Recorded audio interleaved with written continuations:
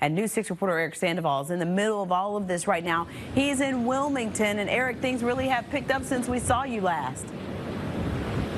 Over the last hour, it's just gotten insane here, Bridget. You know, we've seen transformers exploding here on the horizon. An hour ago, the headline I told you was the wind. Now it's the wind and the rain, but the wind hasn't died down at all. I want you to take a look behind me. We have several trees that are down here in the downtown Wilmington area. The wind's really picking up, and we're just waiting for this next tree to fall. And I think you just saw a burst of light there in the background, another transformer blowing and another transformer blowing over here. And it looks like all of this section of downtown Wilmington is now without power. The lights have just gone out and the wind has really picked up. Last check, there were about 40,000 people without power here in downtown Wilmington. That number just went up by a long shot. The other big thing, we've heard this time and time again, especially covering hurricanes in central Florida. It's not the wind that injures or kills people. It's what the wind is picking up and throwing at people. And just within the last 15 minutes or so, we saw a parking sign literally get ripped off the gate here, and it actually got blown down the street, and everybody was just dodging it, trying to get out of harm's way. Again, the wind, the rain. Troy was mentioning the eye hasn't come ashore yet, but we can tell the eye is a lot closer because the winds are just really picking up. We'll bring another live report coming up in just about 30 minutes, but for right now, I'm Erik Sandoval, live in Wilmington, North Carolina for News 6. Back to you.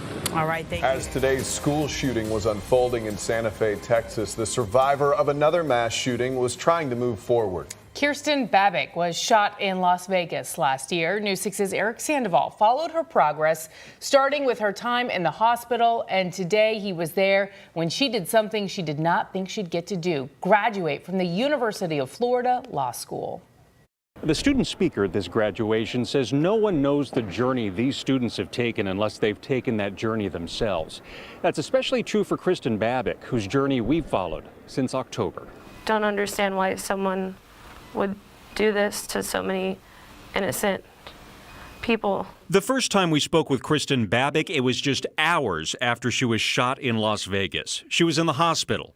A bullet was lodged between her vertebrae and she needed help breathing. I didn't know if I was going to be able to walk again when they told me where the bullet was.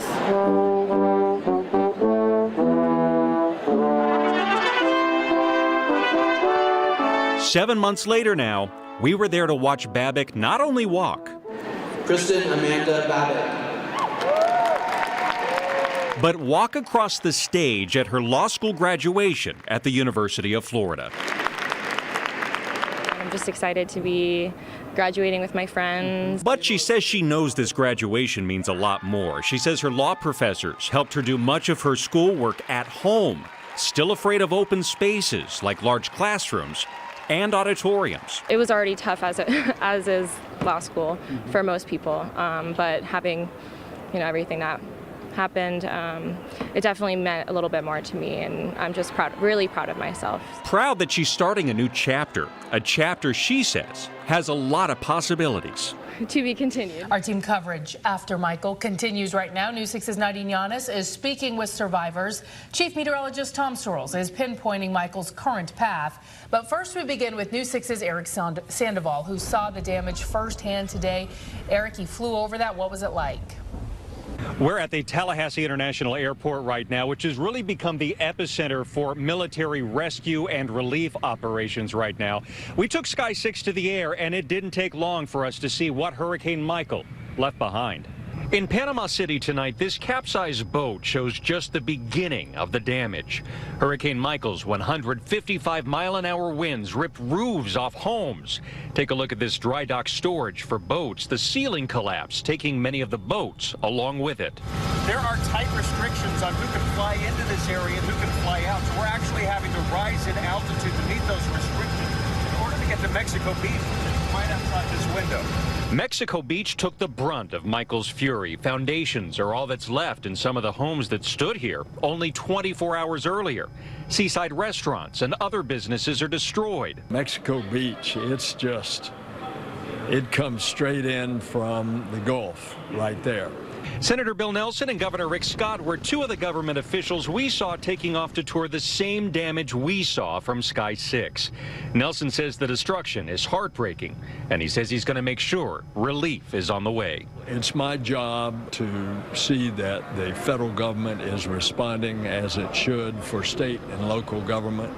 And you can see right behind me these Navy helicopters right here. They are just part of the puzzle that is launching out of this airport. This is a relief and rescue operation that is expected to last months. We're in Tallahassee tonight. Erik Sandoval, News 6. We are working with Orlando police right now to get more details about what exactly happened. What we know right now is something happened inside the Marshall's department store here inside Colonial Plaza this afternoon.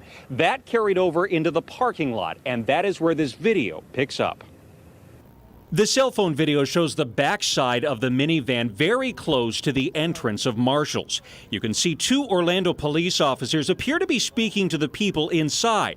You can see the officer on the driver's side has his gun drawn. And 1 second after the driver lets off the brake pedal, the officers open fire.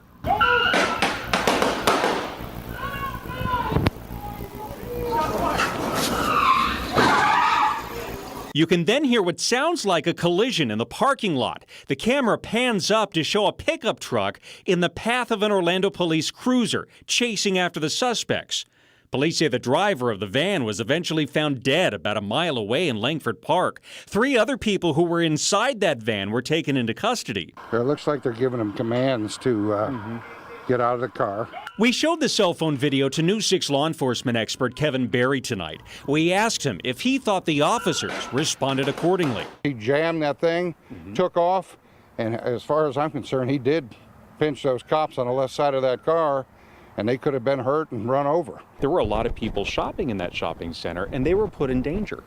Oh, absolutely. Anytime you get into a situation where there's guns being pointed, where the cops are pointing the guns, the bad guys are pointing the guns, the best thing for people to do is get out of the way and get behind cover.